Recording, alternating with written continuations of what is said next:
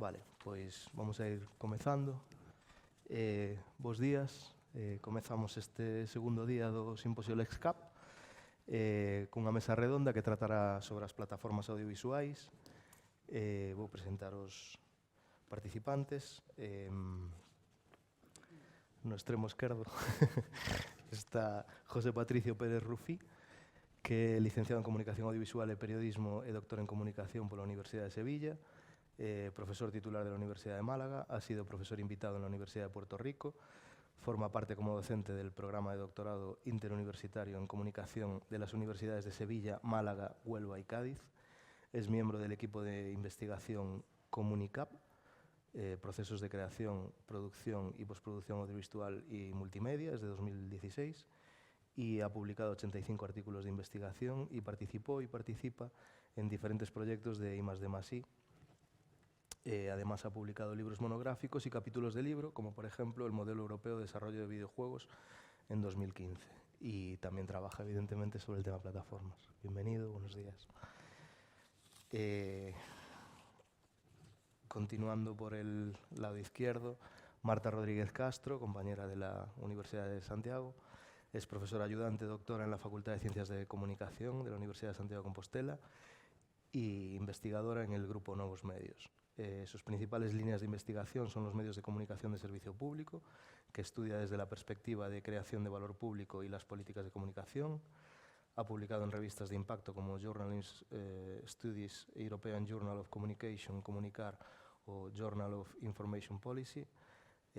Ha realizado estancias de investigación en el Center for Media, Data and Society de la Central University, European University, entonces en Budapest, y en el Hans Bredow Institute de Hamburgo.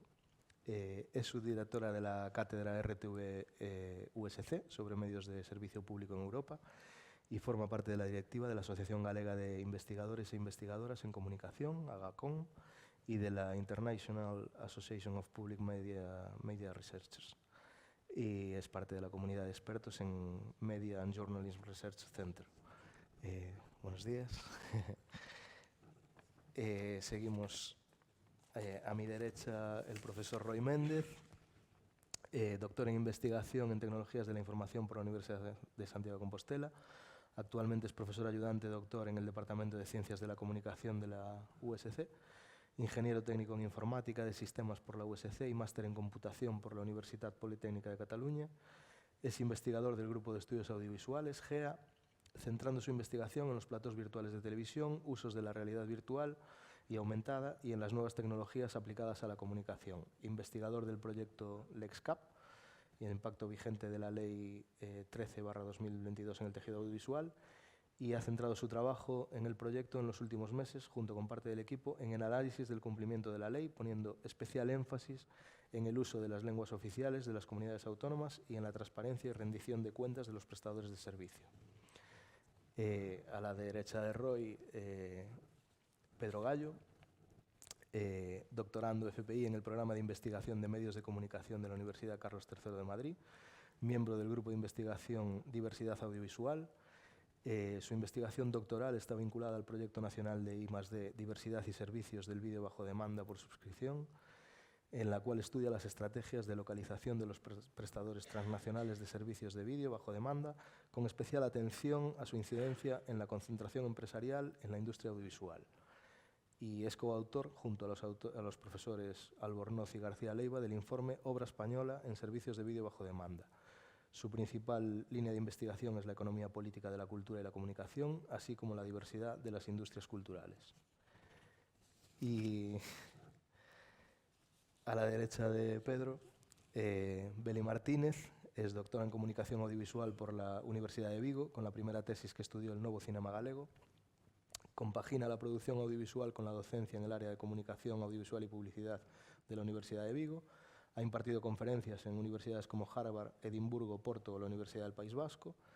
Es también productora en Fílmica Galaica, empresa gallega especializada en cine autoral y que ha producido trabajos como Longa Noite o Eles transportan a morte. Sus películas han obtenido el reconocimiento del jurado en festivales como Venecia, Locarno, Donosti, Mar del Plata o el Playdoc de Tui, entre otros. Y además ha desarrollado proyectos singulares como el proyecto Socheo, Archivo Audiovisual de Aguarda, que obtuvo el premio de alfabetización audiovisual del Ministerio de Educación el año 2016, xunto con Xisela Franco, Cinema e Muller. Buenos días, bienvenidos. Bueno, para empezar voy a hacer así una pregunta así un tanto provocadora. Con la llegada de Netflix a la península ibérica en el año 2015, se produce una disrupción en el sector y detrás de Netflix vienen otras plataformas, ¿no? Muchas plataformas en realidad. En los años sucesivos hemos visto un crecimiento muy rápido de estas hasta llegar a más del 80% de la población. ¿Creéis que el sector audiovisual, las televisiones lineales, menospreciaron al nuevo rival o simplemente no estaban preparadas para esto que era un poco imparable? Empezamos por José Patricio, por ejemplo.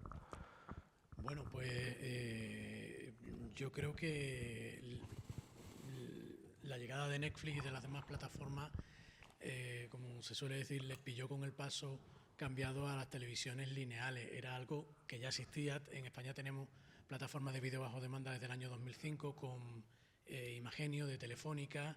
Después tuvimos muchas más plataformas, Filmin, Filmotec, etcétera, a partir del 2009 más o menos, muchísimas más plataformas, pero realmente el mercado que tenían era muy marginal, ¿no? Y aunque sabíamos, y las televisiones lineales lo sabían, y Telefónica lo sabía, que el futuro estaba en el online, yo creo que les pilló muy por sorpresa el boom que supuso Netflix, pero no solamente a nivel de televisión lineal en España, sino a nivel de grupos multimedia globales e internacionales. Tuvieron que ponerse las pilas rápidamente, tener su propia propuesta de plataforma y buscar sinergias y alianzas, porque si no llegaba un recién llegado como era Netflix, una marca sin la popularidad de estudios que llevaban más de 100 años funcionando y que se estaba convirtiendo en el líder del mercado, con un riesgo de cierta monopolización, entre comillas, ¿no? Entonces tuvieron que ponerse las pilas rápidamente las televisiones lineales, los grandes grupos multimedia y todas las empresas del sector realmente. Sí, yo un poco también en la línea de lo que comentaba aquí Patricio, realmente había oferta digital previa, estaba ahí verificando el año en el que se había lanzado la web de vídeo bajo demanda, la carta de Radio Televisión Española, y que fue en el 2008. Había ya agentes experimentando, pero igual no dedicando los mismos recursos económicos, ¿no?, que estaba dedicando Netflix y otras plataformas. Y eso es fundamental, porque sin dinero, y cuando tienes que estar atendiendo a otros muchos mercados, ¿no?, que ya concentran tu inversión, pues a veces es difícil competir, ¿no?, en un mercado incipiente. Es verdad que a pesar de que se preveía que iba a ser un impacto, que iba a ser una revolución, que el futuro estaba en lo digital y en las plataformas. En lo digital, las plataformas, no se hablaba tanto de plataformas allí ya, pero bueno, sí que en el mundo no lineal, por así decirlo. Realmente en 2015 nadie se esperaba esa gran acogida que tuvo Netflix. Yo recuerdo el debate de España somos un país de piratas, aquí sí, nadie va a pagar por eso, y mira, sacamos todos las tarjetas para suscribirnos finalmente, ¿no? Es una manera coloquial de ponerlo. Realmente se pensaba que el mercado no estaba tan maduro como realmente estaba en ese momento ya. Entonces, claro, supuso un crecimiento muy disruptor, muy rápido de un mercado que se pensaba que iba a tardar más en evolucionar, ¿no? Entonces, bueno, sí que creo que había iniciativas, pero no preparadas para esa transformación que impulsó, pues, la expansión geográfica internacional de plataformas como Netflix. De feito, de hecho también es una compañía, ¿no?, se miraba un poco así como por encima del hombro, ¿no?, una compañía que había sido creada a principios de los 2000, que se dedicaba al alquiler de vídeos y que de repente pega el puñetazo encima de la mesa, ¿no? Sí, pero yo creo que esto es algo que pasa bastante comúnmente con las nuevas tecnologías. hay dos vías. O se mete todo el dinero, como con el metaverso, cuando entró Meta, que todo iba a ser el metaverso y demás, o se ignoran. Por ejemplo, recuerdo de haber leído cuando los primeros ordenadores que IBM, el director de IBM llegó a decir que no había espacio en el mundo para más de 4 ordenadores personales. Entonces, claro, un visionario total, ¿no? Después, todo el mundo ahora tenemos ordenadores en nuestro bolsillo y demás. Es muy complejo cuando llega una nueva tecnología ser capaz de adaptarte a ella o de ver cuál va a ser la buena, porque diariamente salen tecnologías nuevas que parece que van a ser el futuro, que va a ser todo lo va a solucionar. Recordamos, por ejemplo, el 3D, cuando Avatar, que todos empezaron a transformar películas 2D en 3D, pues esto es algo similar, ¿no? Es muy difícil saber cuál va a ser la que es, y yo creo que entre todo esto que venimos comentando, de que era algo relativamente nuevo, aunque ya existía, que no era algo generalizado, pues es, entre comillas, normal que pillara las televisiones lineales un poco con el pie cambiado. Y también se relaciona esto un poco la velocidad a la que va todo, porque estamos hablando 2015, estamos en 2024, y ya ligándolo un poco con la ley, con la velocidad de la tecnología, la velocidad del mundo actual y la velocidad de los tiempos de legislación. Es decir, que cuando nace la ley, ya dónde va el inicio de la idea que subyacía detrás de esa idea inicial de la ley, digamos. Sí, bueno, por sumar algo más, yo creo que en 2015 seguramente era difícil prever cómo el segmento de mercado del vídeo bajo demanda iba a evolucionar en los últimos 10 años, ¿no? Y sería el equivalente ahora tratar de hacer como un ejercicio de prospección y adivinar el futuro, lo que se hacía en ese momento. Pero sí que pienso que muchas veces cuando aparece un nuevo agente en la industria que parece disruptivo y que viene como a cambiar las normas del juego, muchas veces hace mucho énfasis en el cambio, ¿no? Y se habla como en términos de revolución, etcétera, y eso lo que hace es que de alguna forma muchas veces no prestemos tanta atención a las muchas continuidades que también permanecen. Y claro, a veces casi por definición, y esto lo voy como trayendo el tema también un poco más hacia mi terreno, parece o asumimos que los servicios de vídeo bajo demanda tienen una mayor diversidad en su oferta casi por definición. Y lo que, bueno, a veces parece ponerse de manifiesto es que viejas tendencias del audiovisual mainstream, si se quiere, ¿no? Como la dominación de la producción anglosajona, por ejemplo, no están ni mucho menos caducas, vaya, siguen bien vivas también en el panorama de Netflix y compañía.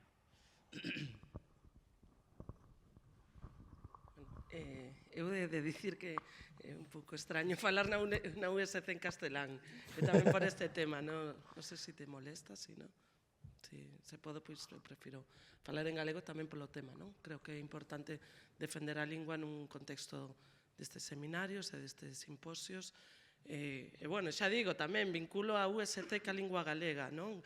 Un espacio de defensa da lingua, entón resulta extraño. Eu non son visionaria para nada, pero sí que lembro que no 2013, antes de que estivese aquí Netflix, fixen unha estadía de investigación na Cidade de México. Foi a primeira vez que vin Netflix. E xa se veía claramente. O contexto da miña investigación era a distribución de documentais na rede. Polo tanto, sen ser eu visionaria, saber que iso iba a cambiar, creo que era algo incipiente. Outra cousa é que cambien os axentes, non? Sempre pensamos que vai haber certa estabilidade ou que non van vir os de fora nese sentido, porque sempre a historia dos medios de comunicación no Estado español é que é inamovible, non? O número de licencias, pasamos de ter, sobre todo, digo, de imaxe son, de televisión, pasamos dun monopolio estatal a despois abrir unha serie de licencias a unhas grandes corporacións, e parecía que, claro, por aí íbamos a seguir, non? O que non se esperaban era que ao final, o igual que o resto da sociedade, tamén tiñamos unha forma de comer e unha gastronomía, e ven McDonald's e nos come. Pois é un pouco o mismo, é o reflexo do que está acontecendo noutros sectores neste sentido. Eu creo que non, tampouco podemos decir, que sorpresa, viene el lobo, non, é que está aí o lobo sempre, non? Estados Unidos sempre vai a aproveitar calquera oportunidade, non? Nese sentido, digo Estados Unidos porque evidentemente é de onde veñen, non? As principais plataformas, despois que aparezcan a lo mellor un filming ou unha plataforma así, xa é algo máis excepcional, probablemente, non? Pero tamén hai que ver a súa evolución e quen acaba, ao final, como empezan e como acaban sendo adquiridos, non? Por grandes corporacións. E xa continuamos contigo como productora, na túa función de productora. Neste sector que onte falaba con Pedro e decía, bueno, es que hai máis de 100 plataformas audiovisuales ahora mismo, ¿no? Que é un sector que tiende un pouco al gigantismo empresarial, ¿no? Empresas cada vez más grandes, cada vez más globales. ¿En qué lugar queda la producción independiente, como decía ayer el compañero Frank, si es que existe la producción independiente? Claro, eu estou co de produción dependiente, non? Que dicía Miguel Gómez fai anos en Curtas Vila do Conde, ao final todos precisamos da axuda pública, dos mismos sistemas de financiación. Hai miles de plataformas que a lo mellor despois hai que ver un pouco que di el, non? Que tipo de, que se programa, como chegamos a que contidos chegamos. Despois tamén, decir, non? Ao final son películas con uns modelos que a maioría son copias, non? Ao final están este intento, ou polo menos dende a nosa parte ou dende Fílmica Galaica sempre intentamos polo menos manter certa liña ou certa idea do que pretendemos facer de cine ou o que consideramos o que é o cine en Galicia, en galego, e cunha ollada propia dende aquí, cunha narrativa persoal e demais, pero ao mesmo tempo tamén que nos aportan as plataformas, non? A maioría, pois, as liñas de estrategia, non? É un mercado máis que están interesados en comprar, cales son os criterios de compra que aportan. Para unha produción como as que facemos nós non son significativas. Non son significativas porque non aportan unha plataforma ningún porcento do orzamento da película, polo tanto, podería vivir sin elas. É máis simbólica, a lo mellor. Eu estou tamén producindo un tipo de películas moi determinadas, non?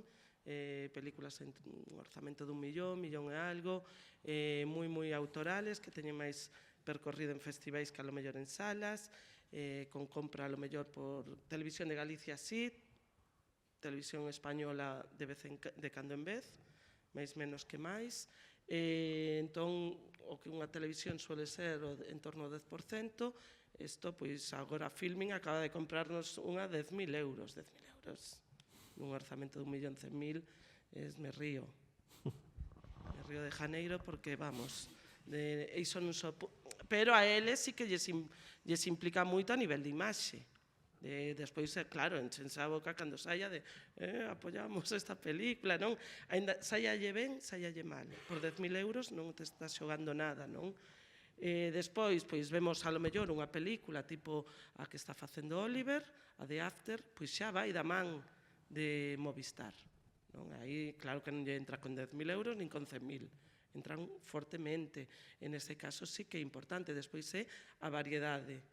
Onte eu estaba a ler un artigo que era moi interesante, que parece un cachondeo, que era el señor da Antena 3 decía que non había proxectos interesantes en galego, nin en aragonés e en non sei que, e decías, bueno, isto é unha tomadura de pelo. No momento en que ti estás obrigado, seguro que se rascas, aparecen. Outra cousa é que non te apeteza programar nesas linguas, non?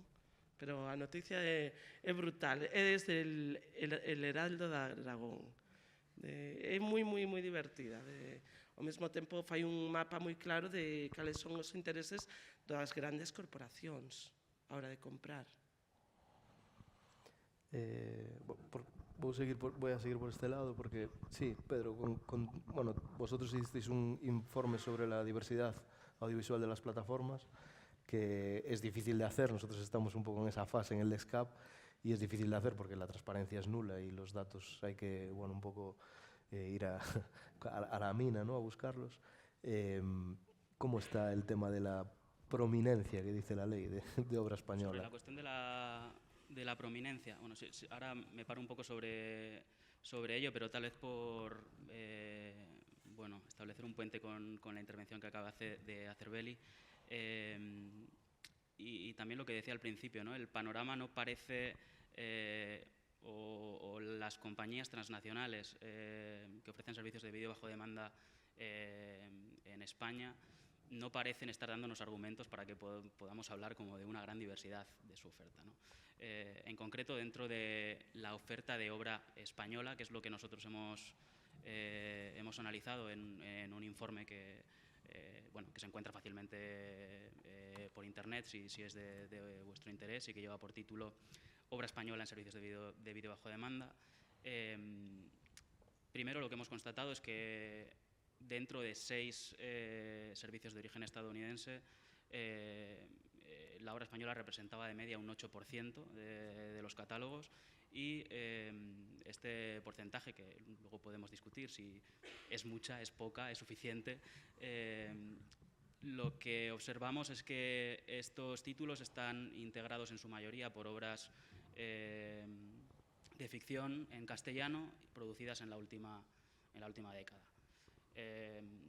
Sobre la cuestión lingüística, fue particularmente llamativo para nosotros el hecho de que cuando se analiza el idioma original en el que están habladas estas obras españolas, con una definición amplia, ¿no?, de lo que es una obra española, es decir, incluyendo coproducciones internacionales.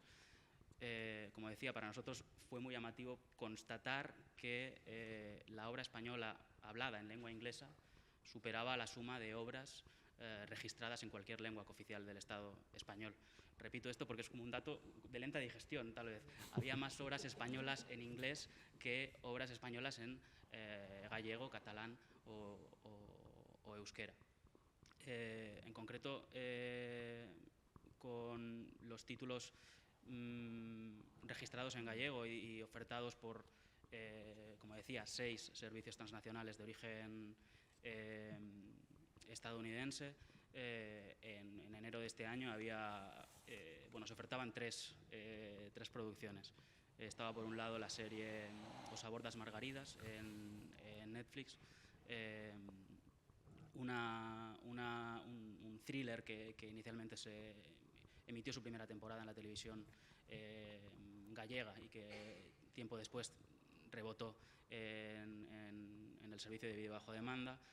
Había un largometraje también del año 2013 titulado Ouro do Tempo, disponible en Prime Video, y una coproducción entre España y Portugal en la que participaron la televisión gallega y la portuguesa en una serie que se llama Auga Seca. Estas eran las 3 producciones cuyo idioma original es el gallego que encontramos, como decía, en 6 servicios. El resto de idiomas cooficiales tampoco tienen una situación mucho más optimista. El catalán era el que exhibía una mayor presencia, sin ser tampoco esta particularmente destacada. Ahora me estoy acordando que he hecho una larga intervención y no he respondido a lo de la prominencia, que es en realidad lo que me habías preguntado.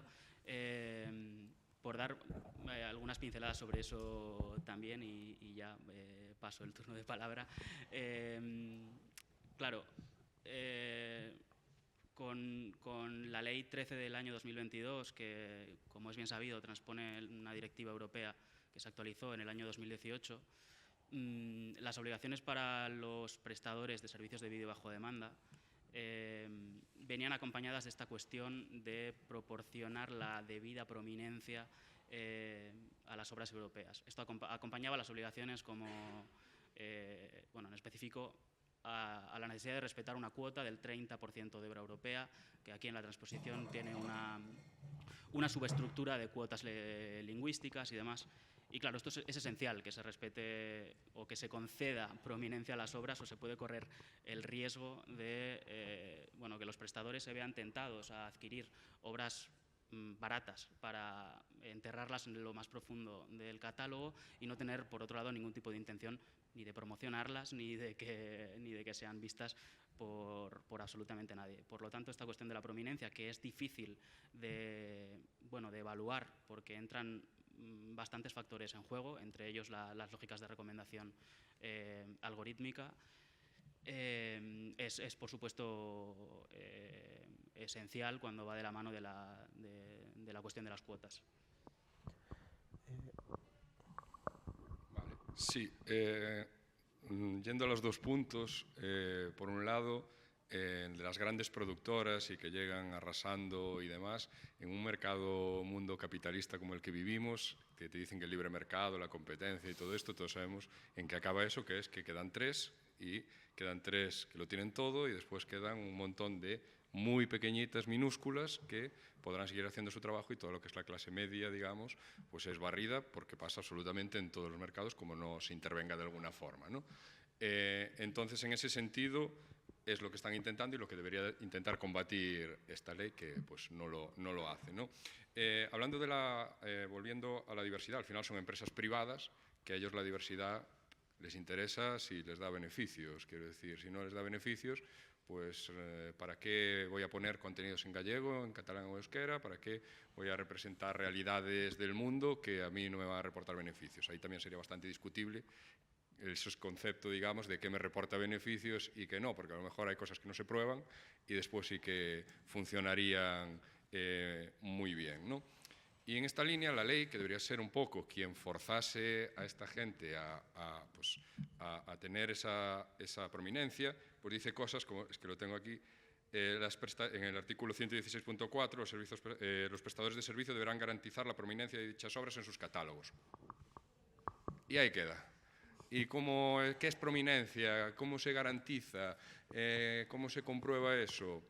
Bueno, de hecho, los prestadores de servicio que no están basados en España ni siquiera tienen una obligación de tener ninguna cantidad, digamos, de contenido en las lenguas cooficiales, por ejemplo, ¿no? Entonces, claro, es una desregulación total, porque volvemos a un debate que había ayer y que nombraba el profesor Castelló, que es Netflix España no está basada en España, está basada en Países Bajos porque es un paraíso fiscal y entonces pues actúa en toda la Unión Europea desde el paraíso fiscal que mejor le conviene.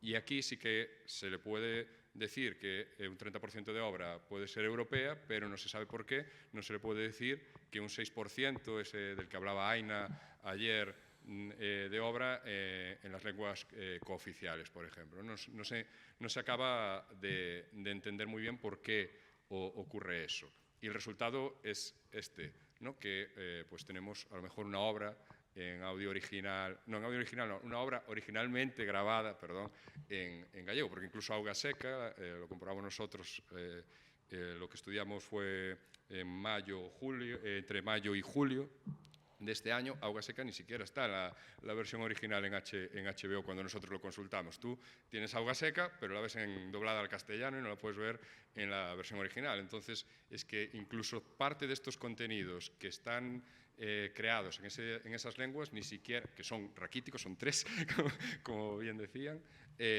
no están ni siquiera en esas lenguas, ¿no? Sí que es verdad que, por otro lado, se está viendo, no se sabe si como maquillaje o cómo, que sí que doblajes y demás de ciertos contenidos parece que están aumentando, porque el símil que decías tú de la mina, Manuel, la mina tiene una puerta de seguridad en la entrada, además, es que primero hay que entrar en la mina y después encontrarse, es imposible. Nosotros hemos contactado con todos los servicios, no te dan información, dentro de las plataformas hemos analizado las interfaces, es imposible, únicamente en Filming y en Netflix nos permite hacer una cierta búsqueda por idiomas, en el resto nada, es imposible, tendrías que ir viendo contenido a contenido, entrando en su ficha, viendo qué hay, lo cual es inviable, porque estamos hablando de miles y miles de contenidos. Y no se sabe porque tampoco en esta ley, por ejemplo, no se hace público esto, porque si nosotros queremos saber si algo se está cumpliendo, ¿no? Si nosotros decimos que en la ley las plataformas, las productoras tienen que cumplir algo y no tenemos ninguna forma de verlo, más allá de la CNMC, que bueno, tampoco saca públicamente este tipo de datos ni nada parecido, pues es imposible saber. Tenemos una ley que es como una butad de, pues debería ser así, que podemos estar más de acuerdo o menos, pero es que ni siquiera esos mínimos sabemos si se cumplen o no se cumplen, es imposible de saberlo.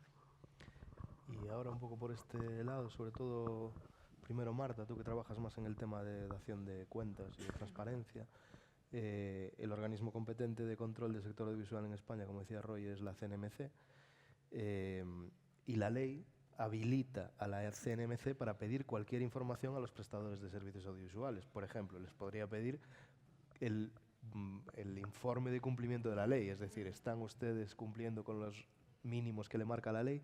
Sin embargo, no lo hacen. Parece que a la CNMC solo le interesa el control de la competencia, es decir, el aspecto más mercantil y más económico del sector.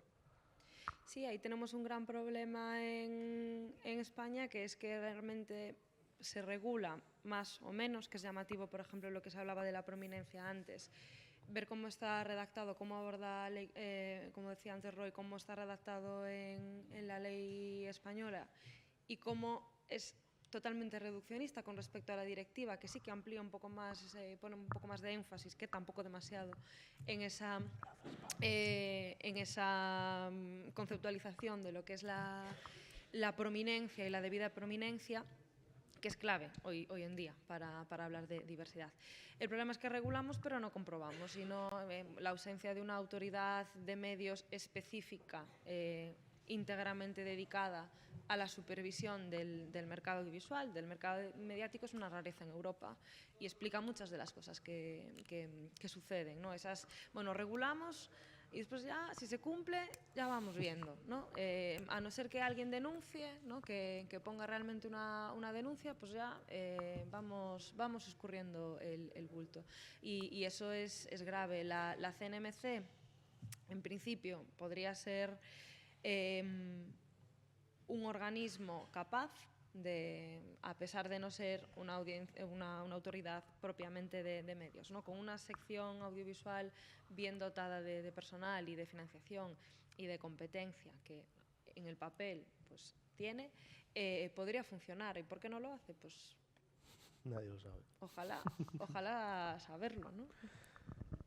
Bueno, por seguir con algunas de las ideas que se han comentado por aquí, ya lo conocéis, la ley establece unas cuotas, se tienen que cumplir con esas cuotas de obra europea, etcétera, pero digamos que quien hace la ley hace la trampa, y como habéis comentado, y de hecho ya hay estudios de 2022 que demuestran que Netflix ya tiene más de un 30% de obra europea, pero ¿dónde está esa obra europea? Si buscáis por el carrusel de Netflix no vais a ver esas películas españolas, puede ser que algunas sí, pero no vais a ver todo el catálogo que tiene Netflix en producción europea, en producción española y en producción con lenguas cooficiales del Estado. Se cumple con la ley, pero ¿dónde está esa visibilidad, ¿no?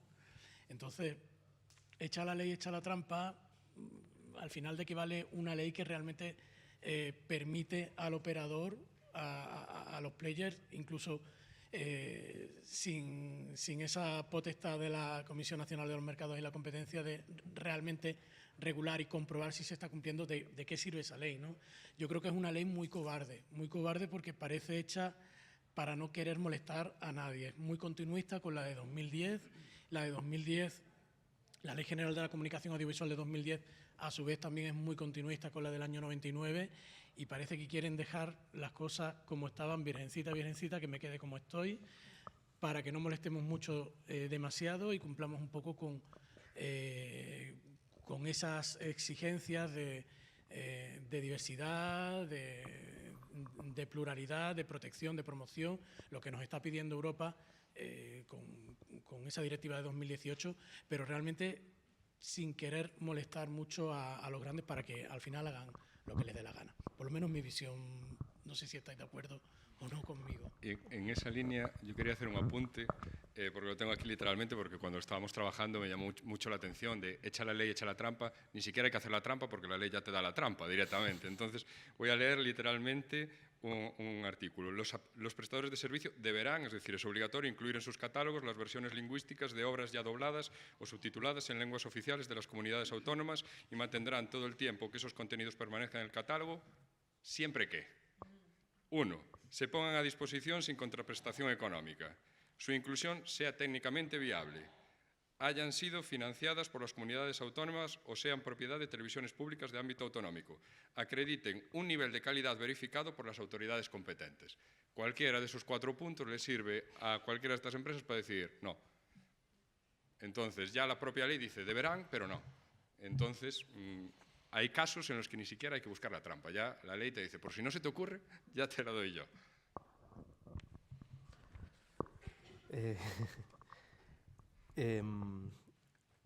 Otra de las medidas que se contemplan en esta ley es la financiación de obra audiovisual.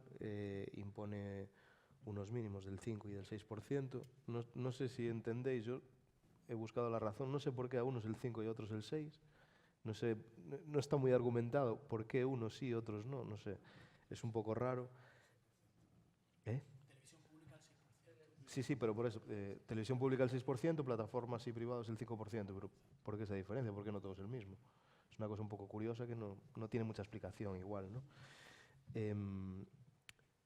Pero esto, digamos que introduce otro riesgo en la cuestión de la producción, que es, estamos haciendo que la producción dependa de las televisiones. Aquí entra el tema de, como decía Ramón Zallo en el libro Operante la Ley, que editó el GEA, la producción cruzada, ¿no? Yo produzco para ti, tú produces para mí, y entonces ya somos productores independientes, que ese es otro melón que hay que abrir, que es el de la producción independiente, que es igual lo más polémico, una de las cosas más polémicas de esta ley, ¿no?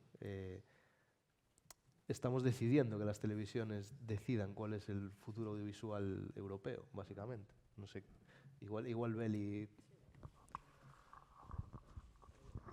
Evidentemente, o do 6% é un caso, bueno, curioso, non? Cando menos, e sobre todo de como se resolve, quen toma a decisión de que se produce, que contidos se producen, non? Habendo outras alternativas que ao final pois, queremos falar de discursos multiplurais, non? Ou diversos non só en linguas, que evidentemente xa por lei teñen que ser, pero porque xa lles están a obrigar. Despois estarán estes señoros, los produtoros de televisiones, que dirán que es de calidad ou non, porque é algo subxetivo, non é obxectivo, non? De o que me pode a min parecer de elevada calidade, a lo mellor a outra persona vai lle parecer un produto sen interese ningún. Pero tamén está a cuestión de incluso de narrativas, non? De que tipo de películas. Ti cando falas con calquer persona, pensa xa unha televisión, ou unha plataforma, unha televisión, teñen moi claro que queren comprar. Que é o que lles interesa. Comedia non sei que, ainda outro día estaba a falar cun produtor canario e decía, mira, el informe televisión en española quiere non sei que, era algo moi simpático, que non me acordo o tipo de xénero que era para min algo novo. Despois busquei e era la lista de Schindler, era drama que te ríes, drama bien, algo así. Nese sentido, pois, ou mismamente, pois, Segeda, por exemplo, mándate cada pouco un informe por países de que están comprando Países Baixos, que lle interesa a Dubai. E dices, a ver, eu vexo, a veces, por curiosidade impresionante, non? Ao final tamén se vai hacia esa mestura, non? De o que lles interesa ao mercado e o que nos lle podemos ofrecer. Que hai alternativas. Por exemplo, no caso brasileiro, non é a televisión quen decide o que se compra. Ti, como plataforma ou como canle, das o diñeiro ao Estado. É o Estado quen reparte. E aquí, a lo mellor, habería que pensar que unha vía, unha alternativa para que a produción sexa diversa pode ser esa, porque evidentemente se Antena 3 ou Netflix ou chamalle como queiras vai decidir que vai producir, pois vai producir o que lles interesa ou o que lles funciona. En estos momentos, vamos, haces un true crime e xa estás aí, non? E sobre todo porque ves que son producións moi seriadas, ti calquer, non? True crime, eu Netflix non vexo, non teño, sí que vexo ás veces, non? Directamente porque me parece, saben facer moi ben, es droga, e la hacen moi bien, es moi buena. non? E todo o rato mismo enganchaste e es como bum, bum, bum, bum. É bastante loco, non? A nivel usuaria. Imagínome que o que me pasa a mí pasa a vos a todas vos, non? Nese sentido. Entón, pois, prefiro non telo, non? Pero eu penso que nese sentido é moi importante quen decide, como se decide que se fai. Porque a min se vai a decidir sempre o propietario vai se facer o que a eles les interesa, non vai ser variado, non?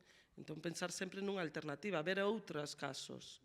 E casos, incluso a min dicíame unha produtora de Brasil, dicíame, a min que haya pelotazos de películas, normalmente os pelotazos son películas, a lo mellor un Santiago Segura, non? Película que ten éxito no noso territorio, que é consumo propio, non é para exportar. Ben, moi ben, porque ao final ese diñeiro reporta tamén en que repartimos entre los pobres. Non? Ese tipo de cousas, pois tamén hai que pensar e ver o que se fai noutros territorios. Claro, a mí, por seguir sumando a la cuestión que preguntabas, Manuel, de las obligaciones de financiación anticipada, sí que me parece que es un tema importante por varios motivos, ¿no? Por un lado, porque es la única obligación a la que realmente los prestadores transnacionales, asentados en lugares nada sospechosos como Países Bajos, etcétera, ¿no? Pero que prestan sus servicios dentro de las fronteras del Estado español, sí que tienen que cumplir con esa obligación. O sea, es una obligación que se les aplica independientemente del llamado principio del país de origen, ¿no? Eso por un lado. Entonces, Netflix sí tiene que cumplir con esa obligación de invertir un 5% de sus ganancias aquí en producir nuevas obras, ¿no? Y, claro, creo, por otro lado, que el tema de que las cuotas pueden traer varias problemáticas, ¿no? Y que por eso, para mí, tiene más sentido reforzar medidas como la financiación anticipada. Por un lado, la cuestión a la que lo idea antes de la prominencia, ¿no? Que pueden rellenar esa cuota con obras que están enterradas en lo más profundo del catálogo y que no tienen ningún interés en promocionar, ¿no? Y por otro, este argumento al que se aludía en una de las ponencias ayer, ¿no? Que de pronto lo que digan es que no existe tal producción y que por lo tanto no pueden adquirir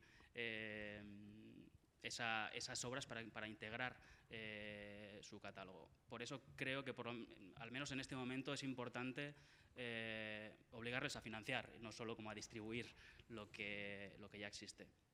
En cualquier caso, esa obligación, que para los prestadores privados es del 5% de sus ganancias, se aplica solo a aquellos que ingresan más de 10 millones de euros.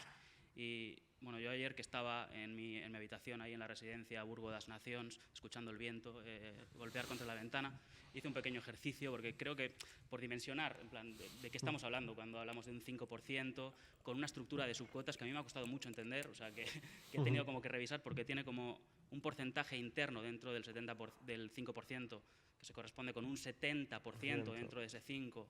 Y de ese 70, un 50, y de ese 50, un dije, ¿esto qué 15? significa? Y hice un ejercicio hipotético y dije, bueno, imaginemos que un prestador ingresa 10 millones de euros, que es el mínimo que hace falta para cumplir con esta obligación del 5% de financiación anticipada, ¿no?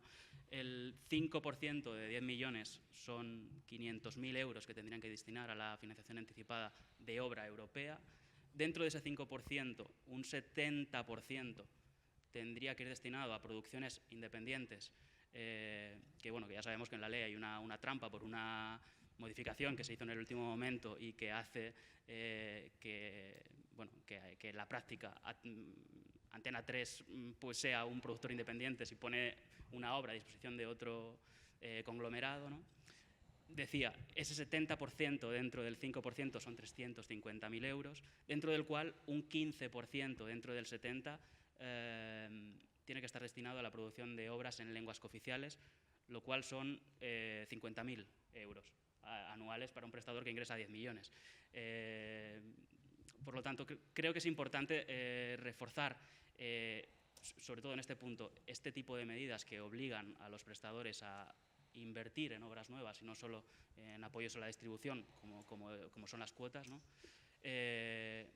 Pero estoy totalmente de acuerdo en lo que ha dicho Patricio, de que que es una ley complaciente y de mínimos, que ha transpuesto el mínimo que decía la directiva europea y tratando de no molestar a los grandes agentes del sector. Sí, en esta línea, ese 15% en lenguas oficiales es un 0,52% del global, para que nos hagamos una idea. Se ve más claro incluso con las cifras que acaba de decir Pedro, ¿no? Y además también está la trampa de que habla de que el 40%, que sería el 2%, va a películas de productoras independientes de cualquier género en la lengua oficial del Estado o de las comunidades autónomas, que creo que, no sé si era Fran ayer que lo comentaba, que ese O implica que no tiene por qué haber uno de los dos lados, que puede ser solo pues en castellano, por ejemplo, y estaríamos cumpliendo esto perfectamente, ¿no? Y ligando un poco con lo que comentaba Beli también de los carruseles y de la información y de que aquí, pues en este país se compra esto porque es lo que ve la gente y además a mí me parece muy peligroso, también ligando un poco con lo que comentaba ayer Fran del algoritmo, ¿no?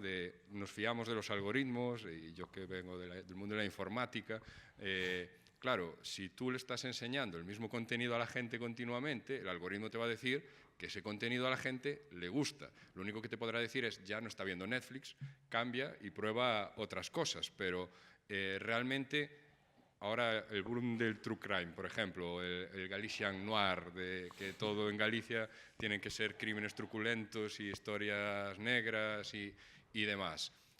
Sí, a lo mejor hay una película, una serie, algo que lanza eso, y es un poco lo que hablábamos antes, pues como esto funciona vamos a ponernos a hacer solo esto y vamos a ofrecer a la gente solo esto.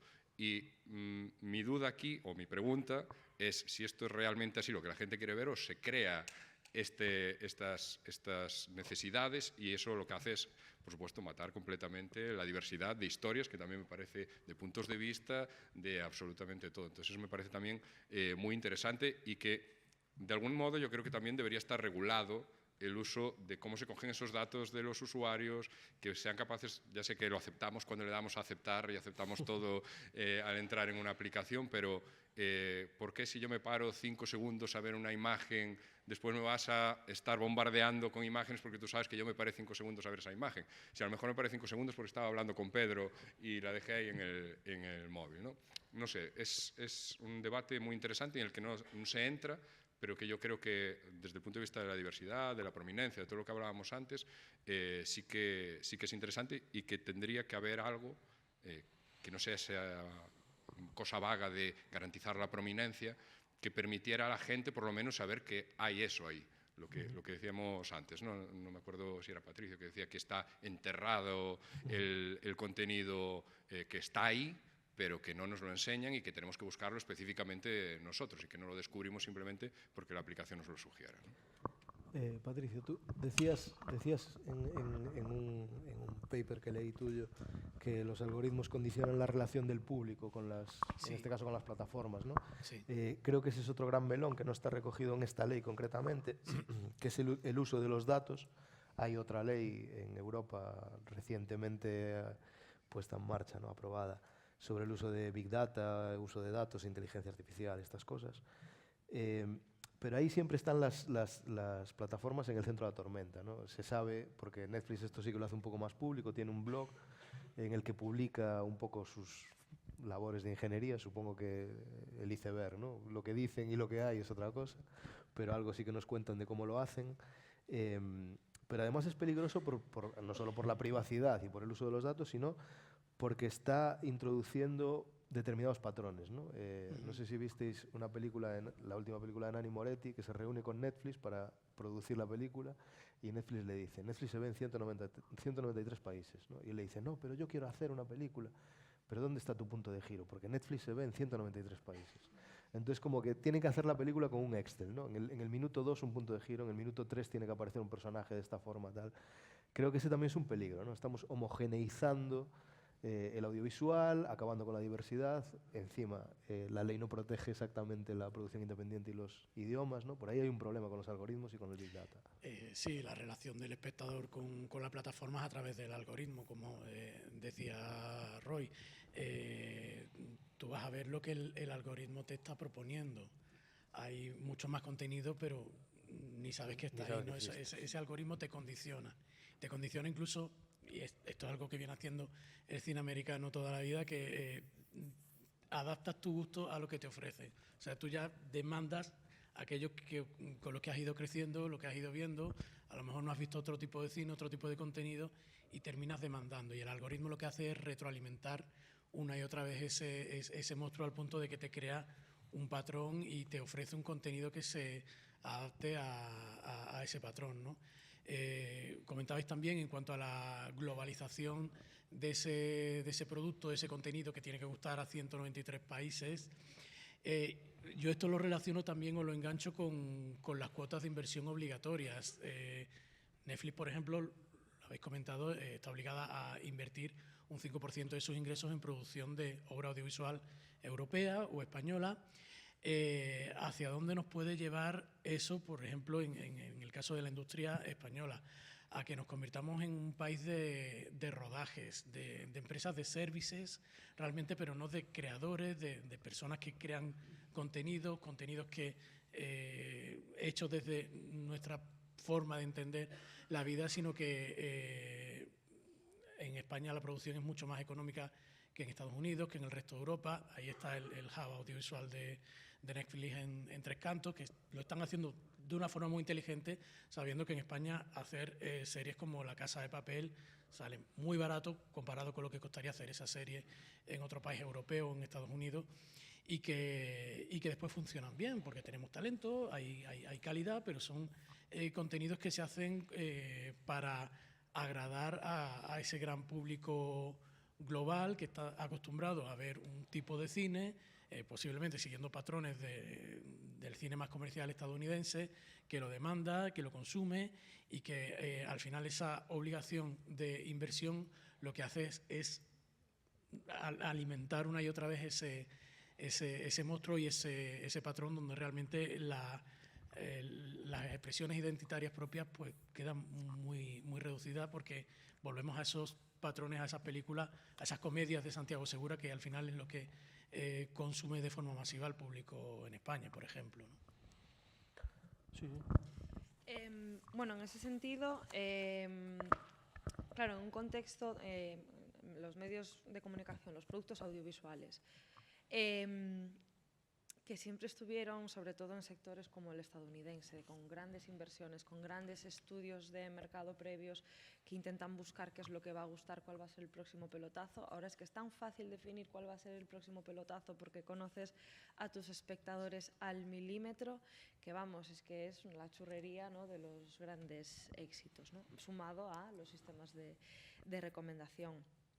Esa voluntad de garantismo, de asegurar que vamos a producir, sea donde sea con Nani Moretti, sea con una productora gallega, sea con una productora coreana, esa necesidad de buscar ese garantismo es el mayor enemigo de la diversidad, ¿no? Porque realmente, si al final estamos haciendo los mismos patrones, repitiendo los mismos dilemas una y otra vez, pues realmente ¿qué diversidad aportamos ahí? Pues ninguna, ¿no? Tenemos unos estudios de mercado totalmente dopados por los datos y que minan un poco la creatividad.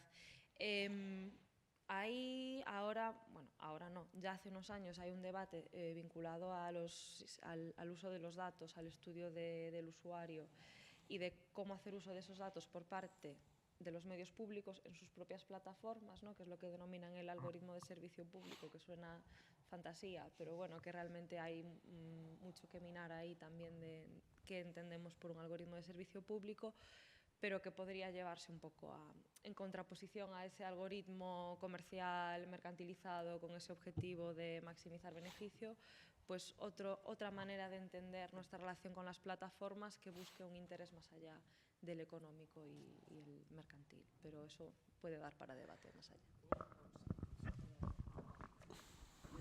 Respecto ao que falaba Patricio, de cando un territorio se convirte nun espacio de service. Canarias é un espacio de atracción de rodaxes, non? Tanto por clima, porque evidentemente non lles vai pasar isto que está a suceder hoxe, como por incentivos fiscais, etcétera, etcétera. Agora, por exemplo, nós filmamos unha película, eles transportan a morte en Canarias, fai 4 anos, máis ou menos, creo. Son moi mala para iso. Estes mesmos directores están intentando filmar agora en Canarias, 4 anos despois, por tamén un pouco as dinámicas que traen estas grandes plataformas de grandes salarios, etcétera, etcétera, que está moi ben que haya salarios, pero tamén se está xerando unha especie de burbulla en torno á produción de plataformas. Aquí en Galicia agora é moi complicado atopar técnicos e técnicas, non? De pechar equipos, sobre todo xefas de equipo, porque están todos ocupados, pero ao mesmo tempo hai uns salarios tan elevados que, por exemplo, dicíamos en Canarias, é máis fácil traer a xente da península a traballar en este tipo de producións que os propios canarios, porque xa ninguén vai traballar polos soldos que nos podemos ofrecer. E que é o que podemos aspirar, porque os orzamentos que podemos levantar cunha película que vai a axudas selectivas está en torno a 1,5 millón de euros. Con este orzamento non podemos contratar a canarios porque están sumándose a uns orzamentos moito máis elevados e moi, moi complicado. Que iso é como a cara B, que a lo mellor é máis anecdótico, porque evidentemente todos queremos gañar diñeiro e vivir ben, pero tamén está a acontecer despois, si que moita xente ás veces tamén te di, non? Os técnicos te dicen, ostras, que estou hasta as narices de facer este tipo de película. De apetéceme facer algo un pouquiño con máis alma, non? Con máis unha pulsión diferente, non? Non estar na fábrica aquí de bum, bum, bum, bum, venga, vamos a hacer el Netflix, vamos a hacer lo que sea, non? Pareceme importante tamén, como algo que está a acontecer e que non podemos obviar. Sí, yo por sumar una cosa muy, muy breve, sí que es verdad que esto de la impredictibilidad, ¿no? de la demanda es una cosa como casi intrínseca a cualquier industria cultural. Pero no tengo tan claro que ninguna compañía tenga una suerte de varita mágica, incluso conociendo como todos los datos que el rastro que deja el usuario dentro de un servicio. Lo que decía, no tengo claro que exista esa varita mágica, pensando sobre todo que probablemente ahora estemos empezando a llegar a un momento en el que existe cierta saturación también de la oferta, ¿no? Incluso si se hace una producción como con todos los elementos que en esa reunión en la peli de Nanni Moretti, ¿no? Todos los ejecutivos de Netflix le decían, tiene que haber esto, un giro aquí y no sé qué. Es posible que luego tampoco tenga un éxito desmedido, porque la gente está empezando a percibir como esta saturación de oferta ya de producciones como siempre muy similares. Y creo que eso también, llevándolo como más a la evolución general del segmento del vídeo bajo demanda en los últimos años, tiene su reflejo también en la saturación de servicios, ¿no? Y a veces me pregunto cuántas compañías en competencia más puede soportar el mercado, ¿no? Al final, un hogar decide a qué plataforma se va a suscribir y necesariamente tiene que tomar una decisión, porque, como bien decía Manuel antes, en España se prestan cerca de un centenar de servicios, ¿no? Y creo que, por ejemplo, la evolución del servicio que ofrece Amazon en los últimos años va un poco hacia lo que creo que, sin tampoco aventurarme, ¿no?, a cómo va a ser el futuro de todo esto, pero empieza como a evidenciar un posible mercado más concentrado en el que varios servicios están integrados en un solo espacio, ¿no? Lo cual creo que tiene que ver con eso, una saturación en cierto modo del segmento de mercado. Sí, incluso hay casos, en este caso es audio, ¿no? Pero, por ejemplo, Spotify no ha dado beneficios todavía. Entonces, es que ni siquiera, a lo mejor, para hacer este tipo de cosas, tienen que estar dando beneficios. Hay otros intereses detrás y pueden producir y pagar unos salarios y a lo mejor van a pérdidas porque su interés es lo que hablábamos antes.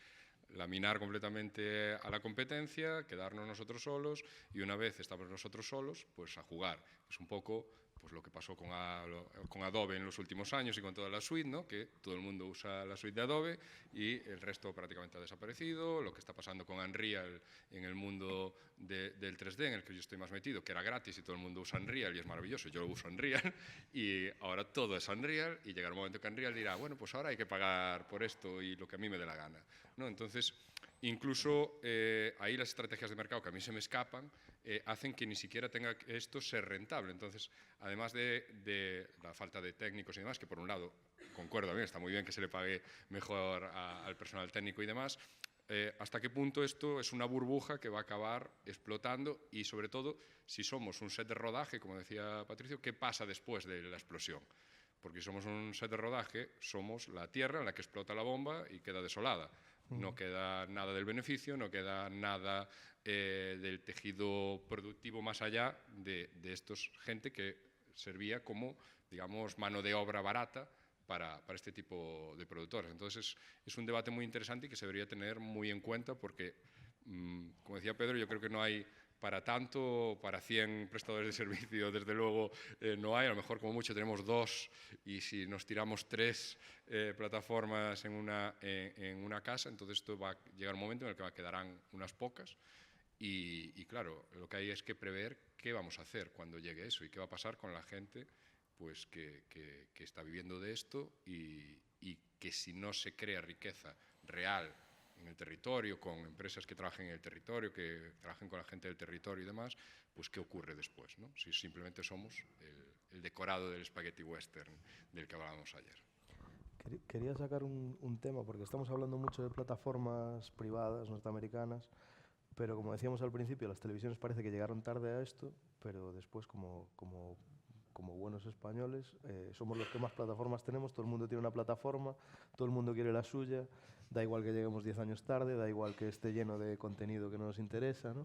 Hay un montón de plataformas, todos los servicios públicos prácticamente tienen ya plataformas públicas, las televisiones autonómicas han puesto a diferentes velocidades también, como siempre, sus plataformas en marcha. Y esto enlaza un poco con todo esto, ¿no? Hay una especie de burbuja de plataformas, burbuja de producción, pero al mismo tiempo la producción es cada vez más parecida, todo es más igual.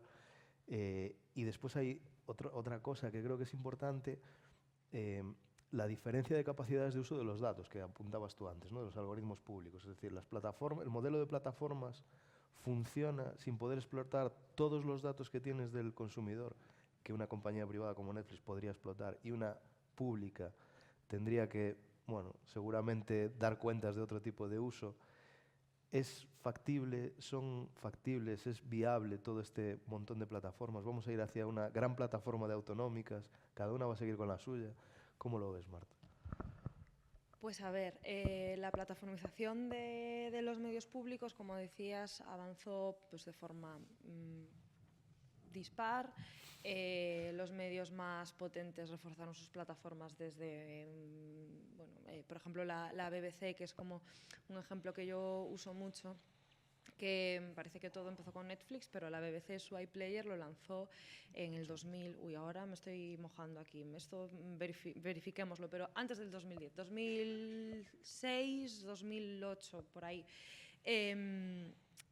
Y hay unas declaraciones muy famosas del CEO de Netflix hace unos años agradeciendo el trabajo del BBC iPlayer, que fue muy controvertido cuando empezó, porque intervenía en el mercado, porque hacía una oferta gratuita, que la competencia era incapaz de competir con eso, que se iba a cargar el mercado digital en Reino Unido. Después salió Netflix diciendo, ay no, es que el BBC iPlayer nos hizo un gran favor porque cuando nosotros entramos en el Reino Unido pues ya había un mercado, una serie de usuarios y usuarias acostumbrados a consumir vídeo bajo demanda. Entonces eso nos puso las cosas muy fáciles, ¿no? Quitando esa anécdota y volviendo a la situación actual. Los medios públicos deben operar con unos principios distintos y deben respetar la privacidad de los datos del usuario y deben garantizar que estos no se usan pues, de la misma forma que los usa Netflix, por ejemplo, ¿no? Aunque eso es cuestionable, que ahora la normativa europea también en cuanto al uso de los datos pues es más garantista de lo que era. Pero bueno, están sujetos a una rendición de cuentas mucho mayor y deben operar con unos principios mucho más estrictos. ¿Significa eso que no debamos explotar los datos de nuestros ciudadanos? Pues no. Pues yo ahí, por ejemplo, sí que creo que es fundamental. Y lo vimos, por ejemplo, con el cambio de estrategia de Radio y Televisión Española pues, a lo largo de este último año, desde el momento en el que decide tomarse en serio su plataforma y obligar a los usuarios a registrarse, ¿no? Que es un debate complejo también, porque es un servicio público, gratuito, porque tengo que darle yo mis datos a Televisión Española. Bueno, eso es debatible también. Pero ahora obliga a hacer un registro para poder consumir contenido en su plataforma, para entender mejor a sus usuarios. Vale, vamos a ver qué hacemos con ello. Ahí entran los algoritmos de servicio público. ¿Que estás en pleno maratón de MasterChef poniéndote al día porque te encanta? Bueno, pues Radio Televisión Española vas a ver que te encanta MasterChef, que te gustan los programas de cocina, te va a recomendar el siguiente episodio de MasterChef, o igual, y ahí entra la dinámica del servicio público y de la diversidad, igual te recomienda algo diferente, algo que no encaje tanto con tu perfil de nicho de programas gastronómicos. Igual empieza recomendándote un documental de Julie en la cocina, o de esta mujer que viaja y así, o después igual algún contenido informativo para que tampoco te... Es paternalista esa visión. Es muy paternalista esa visión. Por eso el algoritmo de servicio público está discutido, debatido y en transformación. Pero en principio, ese uso de los datos del usuario que va a hacer ahora Radio y Televisión Española, que además está mercantilizado, porque también va a incluir publicidad en la plataforma, y eso sí que es otra cosa. Cuando hablamos de medios públicos todo es tan debatible y todo tan cuestionable, pero el hecho de que introduzcan publicidad ahora en la plataforma, cuando Radio y Televisión Española en principio no tenía publicidad, por la ley, por la presión de los medios privados, ¿no? Que también influirían en esa definición de producción independiente que se coló en la ley, en la última versión de la ley, ¿no? Bueno, es algo que se puede debatir y que da para ver un poco pues, cómo se están moviendo, cómo están intentando espabilar, por así decirlo, también decir, bueno, vamos a dejar de ser los buenistas aquí del asunto y vamos a ofrecer un servicio que sea competitivo. Desde otra perspectiva del interés común, esperamos, pero competitivo igualmente. Bueno, yo completamente de acuerdo con lo que dice Marta, con el debate sobre el uso de los datos por parte de los medios públicos, pero creo que los medios públicos tienen que estar también en las plataformas, no pueden quedarse fuera, porque si no esto se convierte en una televisión exclusivamente en el ámbito privado. Francisco Campos ya decía, creo que en 2013, que el futuro de la televisión era cada vez más de pago, privado, y eso excluye a una parte de la población, ¿no? El servicio público y las plataformas públicas tienen que integrar también a esa audiencia y buscar a esa audiencia que demanda ese consumo de contenido online, ¿no? Que puede ser que vayamos a una burbuja de plataformas autonómicas. Es posible, no lo sé. Pero a mí, por otra parte, me parece maravilloso encontrar un documental del año 87 que creía perdido y resulta que está en el repositorio de Canal Sur Más. Bueno, Canal Sur nace en el año 89, pero bueno, o de Televisión Española, y resulta que está ahí, y eso tiene un valor documental que es tremendo, por lo menos desde el punto de vista académico. Es una fuente de contenidos estupenda, y la pena es que sea tan desconocida por el gran público, que realmente los datos de espectadores, de audiencias que siguen esas plataformas públicas son muy pequeños, son datos, unos porcentajes muy bajos, y es una pena porque por lo menos las que conozco, RTV Play y Canal Sur Más, son estupendas, maravillosas y tienen un fondo de catálogo increíble. Ahí entraría también el debate un poco de la labor de servicio público, de los contenidos que ponemos ahí, porque si no, creo que lo comentaba el profesor Castelló ayer, si lo que vamos a pelear es simplemente por las audiencias, pues ¿dónde queda el servicio público? ¿No? El ejemplo que decía Marta de MasterChef, yo me pregunto si MasterChef Celebrity, que creo que es lo que hay ahora, 27, es servicio público realmente o no. O si este algoritmo público, pues a lo mejor MasterChef sí que nos sirve, lo que decía Marta, para captar al público que se acerca a la plataforma, y después podemos sugerirle que vaya a un contenido que sea más de servicio público. Todo, como decíamos ahora, todo es muy debatible y muy complejo en este sentido. aquí, bueno, en Galicia siempre recordamos, aparte yo soy de esa generación, entonces siempre recordamos el Xabarín Club. Vale, era un programa que se empezó a emitir en los 90, pues yo debía estar en segundo de primaria cuando se empezó a emitir eso. Y crearon como un club para los niños y por la tarde se echaban dibujos animados doblados en gallego y era súper bonito ver, yo hablo gallego siempre, en mi casa hablo gallego, pero niños que hablan en castellano jugaban en gallego porque jugaban a interpretar los dibujos animados. Se hizo un pseudo intento con esto de a galega y demás, pero no acaba de funcionar bien la aplicación, la plataforma va como va. Entonces, eso, aunque directamente, pues a lo mejor era Son Goku, era este tipo de contenidos, el contenido así no era un servicio público, por así decirlo, aunque a mí me gusta mucho la serie, el servicio público era la promoción del idioma en la franja de población en la que es más problemático y se está perdiendo más el uso del idioma, ¿no? Entonces, yo creo que este tipo de plataformas sí que podrían servir para eso, porque yo creo que gente de mi edad que están teniendo hijos ahora, todos mis compañeros alrededor, pues yo estoy seguro de que si esa plataforma funcionara bien, hubiera contenidos, se fueran renovando los contenidos, seguro que en vez de irse a YouTube a poner la patrulla canina que comentaba ayer Aina, pues entrarían en esa plataforma y le pondrían la patrulla canina en gallego. Yo creo que eso es súper importante, porque al final, si esos niños crecen como crecí yo, con contenidos en gallego, es una normalización total del idioma y es una potenciación muy importante. Yo creo que aquí sí que las plataformas tienen un valor muy importante, las plataformas públicas y sobre todo de las televisiones autonómicas, claro. Porque, bueno, otra de las cosas que vimos, por ejemplo, en RTV Play, es que si hay contenidos que son rodados originalmente en un idioma, cuando tú entras te lo ponen en castellano, por ejemplo, también doblado, ¿no? Entonces, O que arde. claro, O que arde o que está en arde, castelán. por ejemplo. Sí. No, entonces, claro, por lo menos que ponla en la versión original, la que sea, y si quiere cambiar la persona, pues que la cambie activamente, ¿no? Pero, ¿dónde está el servicio público en ya decir, pues ahora, como eres de Andalucía pues, o de Cataluña, pues te lo pongo en castellano? ¿Por qué? Si a lo mejor lo quiero ver en gallego. O una obra catalana en catalán, ¿no? Y ayudaría muchísimo a normalizar las lenguas y que la gente que no vive en una zona, en una comunidad autónoma con dos lenguas, que lo normalice, porque yo sé que por gente que conozco es complicado entender que podamos cambiar, pensar en dos idiomas y que para nosotros no haya ningún tipo de problema con eso, y el tema del utilitarismo del idioma y todo, pero bueno, podríamos entrar ahí en un debate eterno, ¿no? Pero sí que creo que ahí tiene un valor muy importante este tipo de plataformas.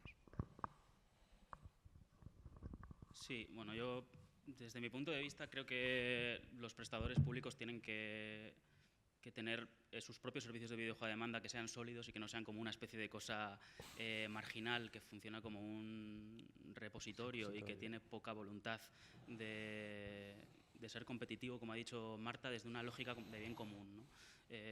Creo que me quedo con eso, ¿no? Con esta cosa de que tienen que ser competitivos desde esta lógica de bien común.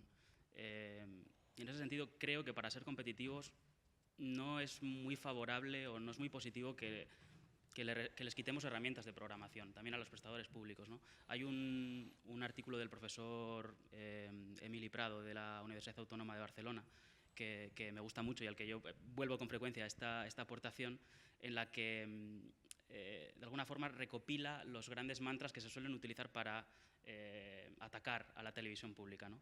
Y uno de ellos viene a decir, bueno, es la idea de que la televisión pública solo tiene que hacer los contenidos que no se hacen ya en la privada. Y por un lado, claro que hay que suplir huecos, ¿no? Y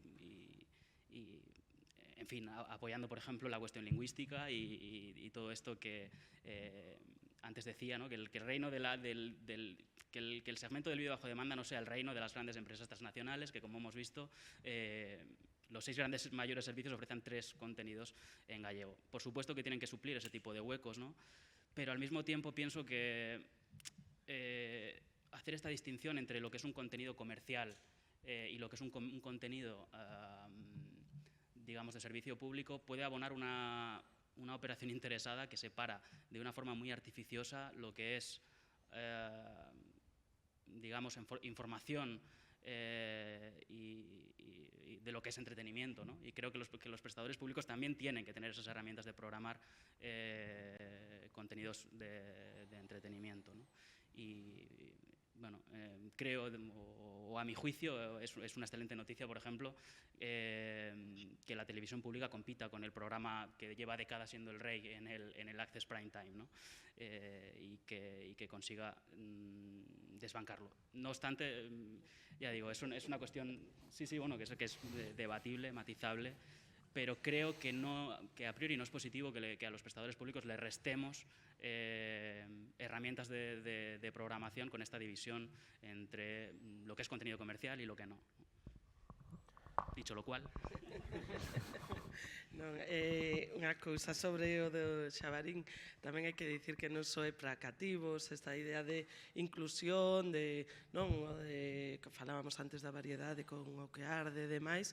Eu, por exemplo, teño o meu caso, cando vou á Televisión de Galicia, sempre lles poño exemplo como argumento polo cual teñen que entrar nas miñas producións, é que os meus pais teñen o cine a 60 kilómetros, bueno, máis cercano realmente está a 30, que está na Ramallosa, en Nigrán, pero eu digo que a 60 que Vigo, porque somos da Guardia.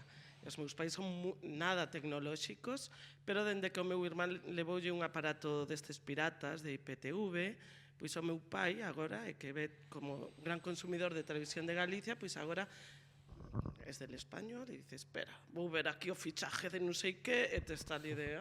E ve a televisión catalana, ve a andaluza, ve todas as televisións autonómicas e sabe que programas lle gustan. E dime, ai, gustame moito este está moi ben, tal. Tamén, así que tamén está eso, non? De que non só é para cativos, que evidentemente as novas xeracións xa non ven televisión como ven os meus pais ou como podo chegar a ver eu, porque xa son diferentes os consumos, e despois eu sobre...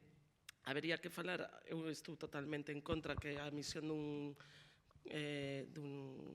medio público sexa de entreter, porque iso sí que nalgúna vez enfrenteime a algún directivo fai anos, eu espero que a Televisión Española cambiara, dicía que os seus obxectivos era entreter, informar e despois educar. A min parece que primeiro debe ser informar, despois educar e por último entreter, non, dentro dos obxectivos. E hai unha última parte que é como compran, non, eses contidos, porque aí entran dúas formas de adquisición moi diferentes, que son o que nunca se conta normalmente, como aí está esos, la película, a Galega ten agora todo o arquivo de cine galego a disposición de todo o mundo, cual pode entrar en uns conflictos territoriais, porque hai que bloquear xeográficamente, porque ti compras por territorios, por linguas e demais. Eu non estou casada, pero é que eu o contrato máis heavy que teño, a vinculación máis bestia que teño na miña vida é con Televisión de Galicia, que estou casada hasta que me muera, e mis descendientes tamén, 50 años máis, con Televisión de Galicia, porque compran por números ilimitados, por todas as plataformas habidas e por haber, e ao final pode tamén, ao mesmo tempo, a min, eu agora estábamos pechando un contrato, era increíble, porque xa tiñamos pechado con RTP, Televisión Española, Filmin e tal, e todos facendo adendas, por que? Porque Televisión de Galicia lo quiere para todo o mundo. E non hai forma de bloquealo. Iso pode ser un problema.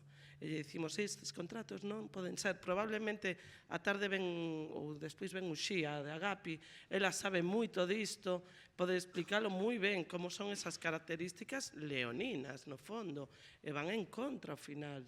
Porque dices, cuidado, como te entre Televisión de Galicia de primeiro, a lo mellor Movistar te dice que non, non? Tamén entra ao revés.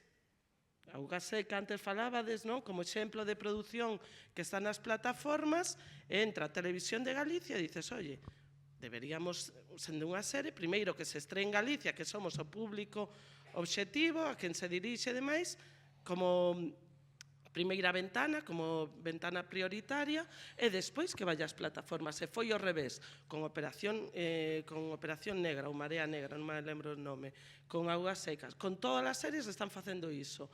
Compran, enchen a boca, dos 3 camiños que foi para Amazon tamén, enchen a boca de vamos a comprar, ves unha produción de Amazon, es de Netflix, Pero primeiro estrean ali e cando xa está máis que vista, chega a Televisión de Galicia, non? Aí tamén hai que falar de como alternan os ciclos de vida, ou natural dunha película, dunha produción, dunha serie, non? Que tamén está alterando moito, non? Antes, eu cando estudiaba, hace uns añitos, decían, el ciclo de vida de unha peli, máis ou menos, 3 anos. Ahora, vamos, 3 anos donde van, non? Xa é irreal.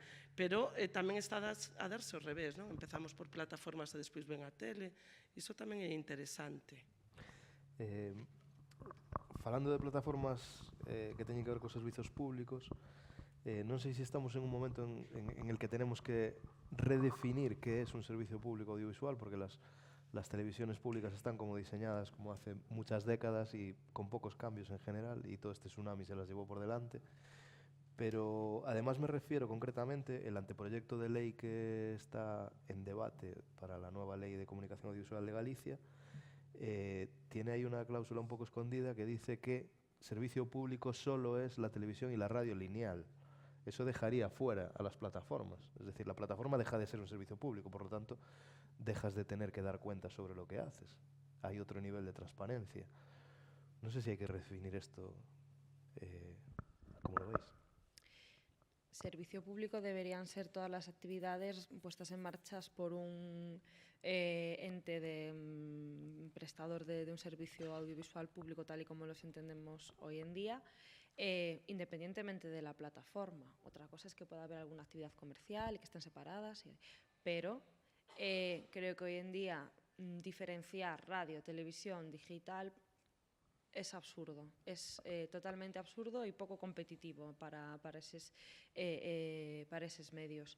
Deben aspirar a distribuir su misión de servicio público, que yo sí que creo que debe tener un peso ahí en el entretenimiento, ¿no? Que pueda haber espacio para esos 3 ejes de educar, informar y entretener desde el servicio público y a través de todas las plataformas que estén a su alcance. Reducirlo a radio y televisión es pues, reduccionista y totalmente antilógico, ¿no? Bueno, si te quieres cargar la televisión de Galicia, pues podrías hacerlo igual, sí. Lo dejas en radio y televisión, dejas Luar, dejas el informativo y acabó, ¿no? Es absurdo. Lo que estamos viendo en la mayoría de medios públicos europeos es totalmente lo contrario. Es aspirar a la transformación digital, a que pese más ya la plataforma que la radio y la televisión, que bueno, eso también podemos cuestionarlo, ¿no? Deberíamos buscar ahí ese equilibrio. Incluso se están metiendo, el otro día leía, que se están metiendo a sectores que sí que igual no consideramos tan de servicio público, como por ejemplo los videojuegos, ¿no? Creo que era la RTBF en Bélgica, ahora no recuerdo si era una de las belgas, no recuerdo si la RTBF o la VRT, que estaba explorando su primer videojuego de servicio público y, bueno, y ahí operan los mismos principios de servicio público que en la radio o que en la tele. Pero es una manera más de conectar con la sociedad y de cubrir sus necesidades comunicativas, ¿no? Entonces, bueno, hay que ver cómo se desarrolla. Desde luego, yo creo que limitando a radio y televisión bastante malamente. Pero... Bueno, yo no conocía el proyecto de ley, me ha sorprendido, estoy alucinando completamente. O sea, como dice Marta, la tendencia es a la consideración integradora de todos los servicios públicos. PSM, Public Service Media, que le integra todo, ¿no? Es la BBC que lo integra todo y no deja unos medios sí y otros no. Y si dejamos fuera de servicio público las plataformas, pues que cobren una suscripción, ¿no? Por lo menos que les resulte rentable, aunque eso ya no sería televisión pública, sería otra historia, ¿no? Pero transmitir mi sorpresa porque no conocía ese detalle. Viene llena de sorpresas. O sea. Sí, claro, también enlaza un poco con lo que decía Beli, ¿no? Claro, tienen los derechos de las películas. Si están en la plataforma, ahí entramos en... Claro. Toda a plataforma está alimentada por todos os dereitos que compraron ao longo de toda a historia de Televisión de Galicia, fixeron unha plataforma sin pasar por caja. E aquí nos quedamos. Non? Está tamén, bueno, neste caso da nova lei creo que é bastante claro o teu artigo, non? De que xa o feito a lo mellor de estar externalizando todo, pois Ao final que é o que nos queda de servicio público, un edificio. Por que non? É unha ubicación ali en San Marcos e non hai moito máis a este ritmo. Xa programas que ademais penso que tiñan calidade, tipo da mañán, non, a revista e tal, a la veña pa fora, de por que non o poden facer os traballadoras e as traballadores, non, de se están supercapacitadas para facer eses traballos, fan calidade, incluso é de, bueno, ten un nome, non, podedes yo por todas. Pero no es el tema de este Pero debate. lo decimos, Mejor lo no decimos hablamos- para recordarlo, No abramos ese porque ás melón. veces é importante Sí, hay que recordarlo. decirlo en público, sí, sí, ciertamente. Bueno,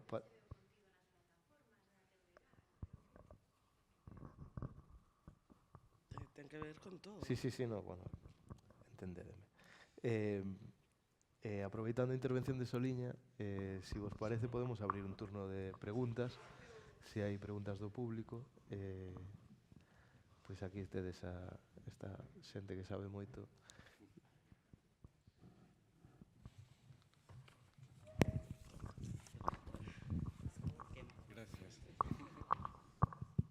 Gracias. Bueno, yo voy a sumarme a la perspectiva de Manuel, al enfoque de Manuel. Voy a ser también provocador, ¿no? ¿No estamos asistiendo a un debate un poco vetusto en esta mesa de los apocalípticos integrados, ¿no?, de Humberto Eco? Al final, los apocalípticos veían en los medios de comunicación la caja de Pandora, pero tenían que servirse de ellos para dar difusión a sus ideas, ¿no?, con lo cual entraban en esa contradicción, ¿no? Voy a intentar ser breve. Roy ha hablado del Xabarín Club. No se puede entender Xabarín Club desde la perspectiva gallega, sino de la perspectiva de los que llegamos aquí. Yo llegué a Galicia hace 20 años y el primer examen al que me enfrenté, resulta que los alumnos obviamente tenían que identificarse porque, bueno, había algunos que tenía pues la grata sorpresa de conocerlos el día del examen, ¿no? Y entonces pues se identificaban. Entonces uno de ellos me enseñó un carnet con unos dibujos un tanto infantilizados. Yo vi una fotografía de un niño y le dije, perdóname, eso no me vale. Y me dijo, ¿cómo? ¿Usted no sabe qué es esto? Claro, evidentemente, yo era en otros tiempos, la politización de esta facultad era alucinante, yo no hablaba gallego en aquel momento, con lo cual dijo, uff, este carpetado tónico centralista viene aquí y tal. ¿Usted no sabe lo que es esto? Esto es el carnet de Xabarín Club, ¿no? Y yo dije, pues, chico, perdona, no sé de qué me estás hablando, ¿no? No sabe usted lo que... Bueno, en fin, es algo así, ¿no? Ahora bien, Xabarín Club lo hizo una televisión de Galicia que, con todo lo que se le critica, ha hecho mucho por la normalización de la lengua, ¿no? Otra cosa es que y ya no solamente me refiero a Xabarín, desde Telemadrid, que yo en aquel momento también estaba en Telemadrid, veíamos en los intercambios, en Central, veíamos que se estaban doblando series como Doctor Who al gallego, que no aparecían en ninguna otra. Los estaban haciendo aquí. Por tanto, la televisión de Galicia era un referente. ¿Quién me iba a decir a mí que una televisión que para mí era un referente se la iban a cargar, ¿no? Es el gran potencial de algunos gestores que ha habido, ¿no? Pero bueno, mi pregunta es, vamos a ver, estamos planteando, y Pedro, en ese sentido, la verdad es que no puedo estar en más desacuerdo contigo, ¿no? Al final, date cuenta, lo que estás planteando es, ¿Televisión Española tiene que entrar en litigio con el resto, en competencia con el resto de las cadenas? Es que el sector público no debe entrar en competencia, nunca. Esto es como decirle a alguien, va a una consulta y le dicen, mire, usted es mayor, gasta muchos medicamentos, pues es que no nos compensa. Eso nunca lo haría el sector, el público, y sin embargo sí lo está haciendo el privado. Estos días tenemos el debate con Muface, ¿no? ¿Hasta qué punto los funcionarios somos o no rentables, ¿no? Entonces, mi pregunta es la siguiente. Vamos a ver, Antía y yo, en su día, todavía en la facultad participamos con Alejandro Gómez Lavilla en aquella transformación fantástica de la 2, que era la segunda cadena de televisión española, que era una cadena residual, la cadena que impuso la Unión Europea a la televisión española para que cumpliera con los requisitos de diversidad deportiva, no solo fútbol, diversidad cultural, etcétera, ¿no? Y eso era, digamos, esa cadena, esa segunda cadena. Sumando todos los programas, no salía una cadena cultural, salía otra cosa. Pero, sin embargo, Alejandro Gómez Lavilla tuvo el maravilloso planteamiento de hacer aquello de la 2 para una inmensa minoría. Señoras y señores, no es lo que nos están vendiendo. Es decir, se puede hacer un canal que cumpla con los servicios públicos, y ahí, Marta, estoy totalmente de acuerdo contigo, pero hay una contradicción, y es que las televisiones privadas cumplen un servicio público y tienen que atenerse a ese servicio público, y sin embargo no lo hacen. Con lo cual, no estamos vendiendo la idea de televisión, plataformas para una inmensa minoría. ¿Es posible esa conciliación?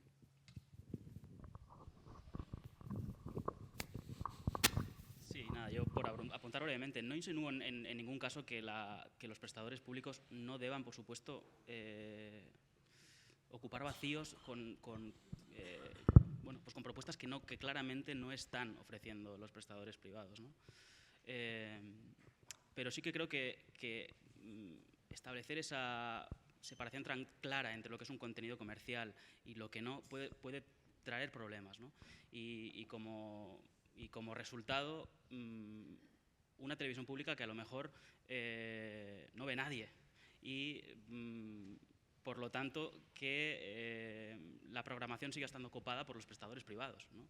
Entonces creo que restarle herramientas de programación puede traer más desventajas que beneficios, ¿no? Yo, no obstante, imaginaba que ibas a estar en profundo desacuerdo porque escuché tu intervención de ayer. Pero sí, en definitiva, creo que los prestadores públicos tienen que suplir el espacio que no cumplen los prestadores privados, pero que no debemos restarles herramientas de programación. Y, en definitiva, si la misión de servicio público está clara, ¿no? Por encima de todo esto, la programación debería responder a esa misión. Si, como digo, está clara, sea contenido de entretenimiento, informativo, educativo, etcétera. No insinúo, ya digo, que no se deban rellenar huecos que no están cubiertos, y ni mucho menos que de pronto toda la parrilla de televisión española deba ser Broncano y Masterchef. No estoy insinuando esto. Si puedo añadir sobre eso también, uno de los valores que tiene el servicio público, los prestadores del servicio público, es la universalidad, y por lo tanto esa universalidad tiene que imperar. Eso aplica a la diversidad de audiencias, desde los más jóvenes, desde los Xabarín Club, hasta los más ancianos que ya no salen de casa y conectan por ahí. Y Xabarín Club, por nosotros, digo. Por todo tipo de intereses, por todo tipo de gustos, por todo tipo de programación. Entonces, para mí la ventaja que tiene el servicio público es que puede permitirse invertir y hacer eso, y hacer Masterchef, que no seré yo la que venga aquí a defender Masterchef ahora por la evolución que dio el formato, ¿no? Pero bueno, puede hacer La Resistencia, que también estuvo rodado de cierta controversia, pero que está funcionando y que, bueno, sin ser mi programa favorito, a mí a veces también me entretiene, y también veo cosas positivas en que Broncano esté ahí, pero es que lo bonito es que pones la tele a las 9 y está el telediario de la noche con un especial sobre el aniversario del 7 de octubre, con 4 corresponsales en el terreno, dando una visión completa de un tema complejo que no están haciendo los medios privados, y después tienes a Broncano con su mamoneo, vamos, y puedes tener las dos cosas, y a mí como ciudadana me gusta poder tener acceso a las dos cosas, sin moverme yo de mi sofá ni tocar el mando de la tele en televisión lineal, que después ya el mundo de las plataformas es distinto, ¿no? Pero entonces sí, si reducimos el servicio público a únicamente el especial en Oriente Medio y Saber y Ganar y La Misa, igual dentro de 10 años no tenemos servicio público, porque necesitamos esas audiencias, y sobre todo en un entorno digital, que ahora la lógica de los lobbies comerciales es: ¿para qué queréis esos medios públicos? Destinad ese dinero que le dais a los medios públicos, dádmelos a mí, que total, la demanda está cubierta. Hay oferta diversa, hay contenido para todos los gustos, fácilmente accesible a precios populares, a veces incluso gratis también. Nosotros nos encargamos, ¿no? Y sí que creo que hay un cierto valor en una oferta universal, en todos los sentidos. Yo, en esa línea, me niego un poco a estas líneas de que si es educativo, si es culto, no es entretenido. ¿Por qué? Porque tenemos que meter esto es entretenimiento, entonces no educa ni informa. No tiene por qué ser así. Retomando lo de Broncano y con todas las salvedades. Si está llevando a deportistas de deportes muy minorizados, por ejemplo, está dándole visibilidad en la televisión pública a una persona y a un deporte o a escritores o actores, actrices, etcétera, que a lo mejor no tiene otra ventana y que desde luego probablemente no vayan a ir al hormiguero, por ejemplo, en esta lucha que hay. O lo que decía ahora Marta, MasterChef en sus primeras ediciones, que era un programa blanco, familiar, en el que cocinaba y se hablaba de cocina y no era esto que es ahora, pues a lo mejor tampoco es algo que sea puro entretenimiento y también aprendemos algo de cocina y de alimentación y este tipo de cosas. Yo creo que son mucho más difusas los límites, digamos, y que además que si tú haces un producto bien hecho, yo creo que al final tiene éxito y lo acaba viendo la gente. Yo recuerdo, y sin poner esto como ejemplo de nada, ¿no?, pero en V Televisión, cuando existía de La Voz de Galicia, el programa de debate político que había, no me acuerdo del nombre del debate, era una televisión hiperminoritaria que no veía prácticamente nadie, y yo ese debate lo veía todo el mundo, porque era un debate en el que había gente que algún día sería más interesante, otro día menos interesante, pero era gente que conocía de lo que hablaba, que se respetaba los turnos de palabra, que estaba bien dirigido el debate, que era una cosa civilizada y que no era un sálvame como se han convertido todos los debates políticos. Y era una televisión muy, muy, muy pequeñita, muy minoritaria, que veía ese programa concreto. El resto probablemente no lo vería nadie, pero ese programa concreto lo veía mucha gente y era, pues tenía su cierto servicio público sin ser una entidad pública, ¿no?, porque había una diversidad, digamos, de opiniones siempre ahí.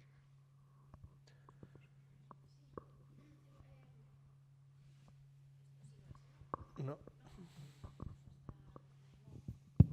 Sí, xa ahora está. sí. En relación a televisións, plataformas, Netflix e Filmin, dúas cousas moi distintas, comezan prácticamente alugando, distribuindo e rematan producindo. Os orixinais de Netflix, o label de Netflix, todo true crime, todo igual, non? Netflix empeza distribuindo, facendo unha selección, non é o que venden, non? Que fan unha curadoría, e agora produce cousas todas moi iguais entre sí, a verdad, Filmin. É dicir, pasan de distribuir a producir. E que fan as nosas teles públicas? Pasan de producir e distribuir a só distribuir, porque é o que dicía Beli, que produce a TVG con produción propia. O telexornal e xa están sacando cousas foras que non afagan os traballadores da TVG. MasterChef es el infierno de la propaganda derechista, pero, inda así, vamos a obviar ese asunto. Quen produce MasterChef? Unha produtora. Quen produce La Resistencia? Unha produtora. Quen produce todo? Non, entón, claro, é un servicio público que beneficia as produtoras privadas. Entón, eso aí tamén...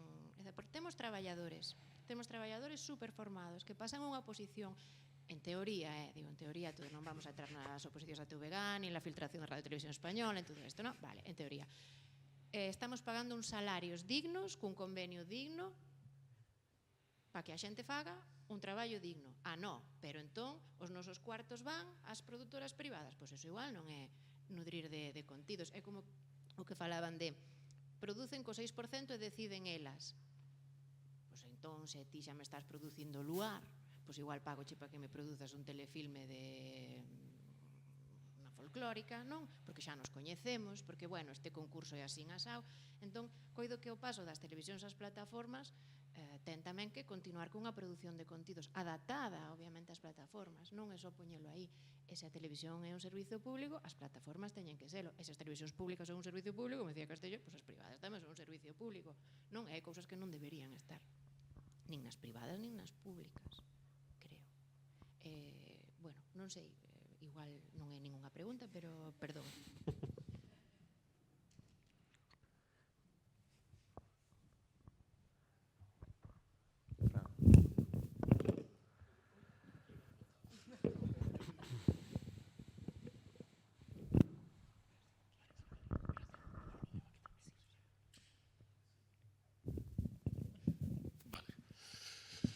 yo tengo un par de reflexiones y no sé si preguntas. Una de ellas tiene que ver con lo de la diversidad y que haya para todos. Pero yo creo que al mercado globalizado y capitalista le interesa uniformarnos a todos y que a todos nos guste lo mismo. Yo siempre pongo símiles de comida, supongo también por mi tamaño. Entonces, si a todos nos gusta McDonald's, pues mejor para McDonald's, porque nos vende a todos. A los 194 países que decíais, ¿no? Pero resulta que nos salimos un poco de la senda, nos gusta la hamburguesa gourmet y ahora mismo todos son locales de hamburguesa gourmet, por lo tanto, de nuevo otra cadena, ¿vale? De nuevo otra vez la globalización. Creo que hay que tener cuidado con eso, con la bueno, que nos igualen a todos, ¿vale? Yo lo decía ayer también, me huele mucho a el mismo traje, el mismo corte de pelo uniformados y no sé si levantaremos el brazo o no, pero me huele a esa sociedad de Orwell, creo que me entendés por dónde voy.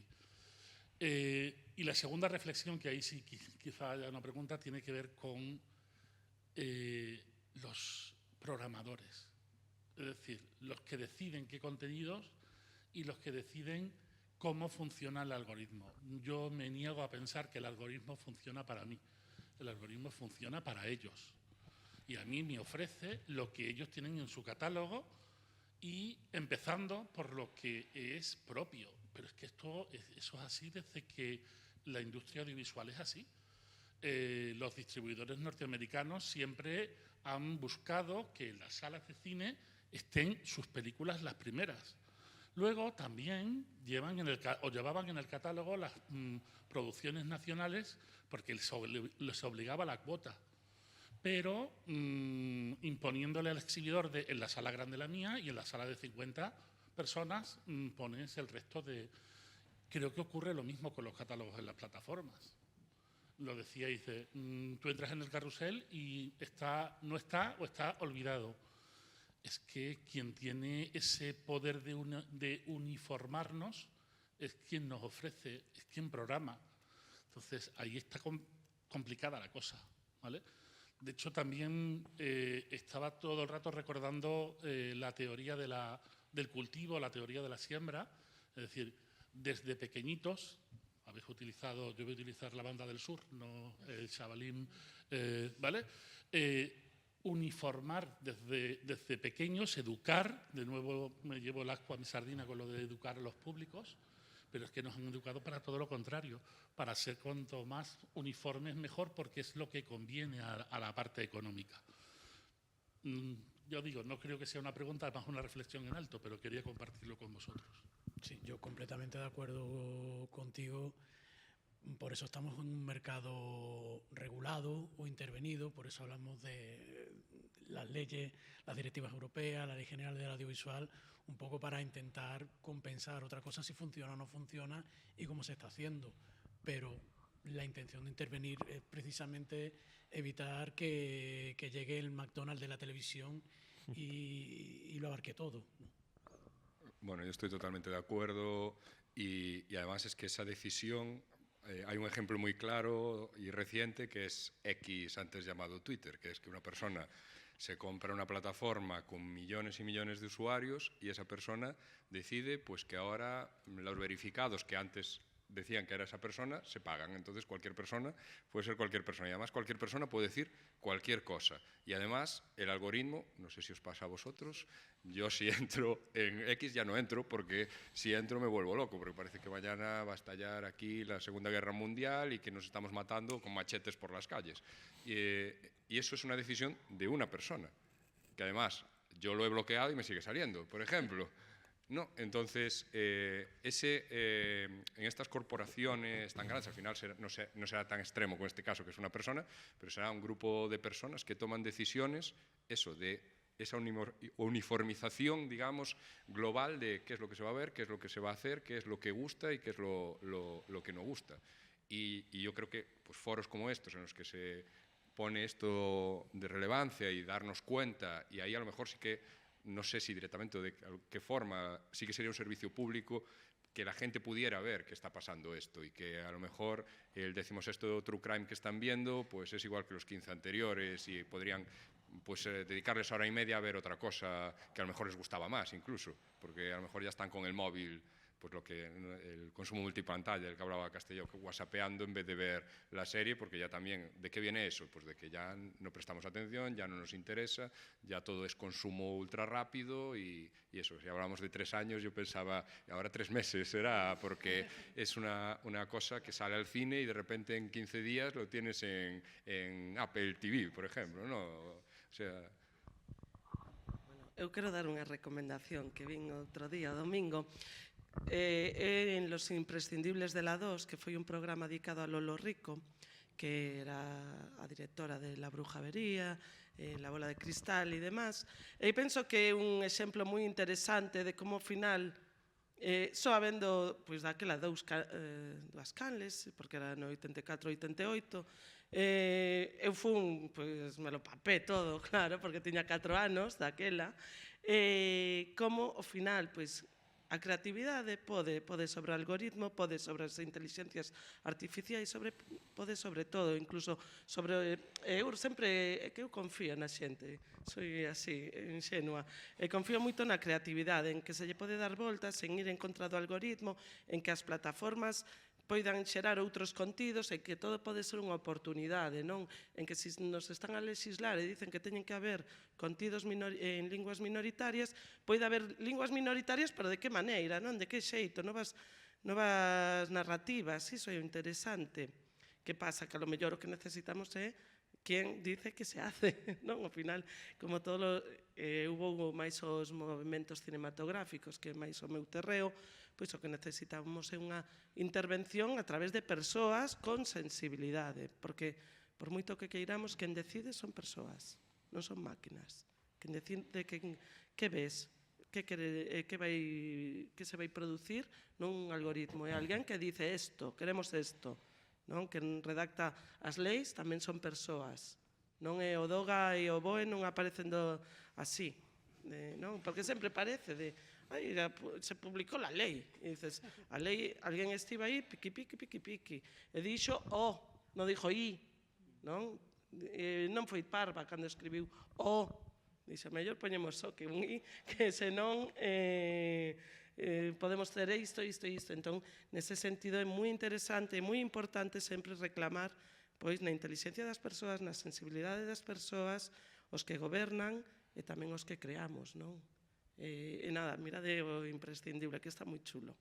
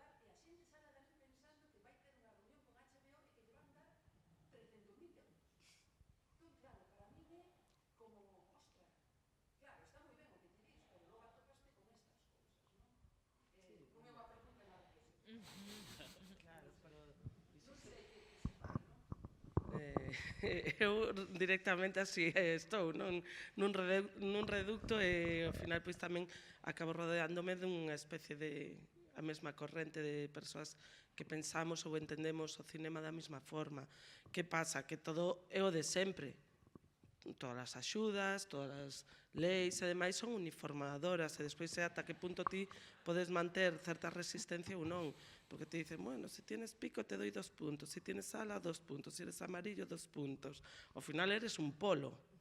E dices, bueno, pois non quería ser, ¿no? Pero dices, bueno, pois me pongo un poquito de pico, pero las alas no. ¿No? De así, sigo sendo un pouco, entón tamén aí entra o noso xogo, non? De xogar un pouco a entrar, pero sí, pero non, e despois pois a pedagogía, non? Que como ben sabes é importante. Bueno, con este alegato un pouco de la resistencia e la revolución audiovisual acabamos esta mesa redonda. Moitas grazas a todos por intervir e a vos por participar. Gracias.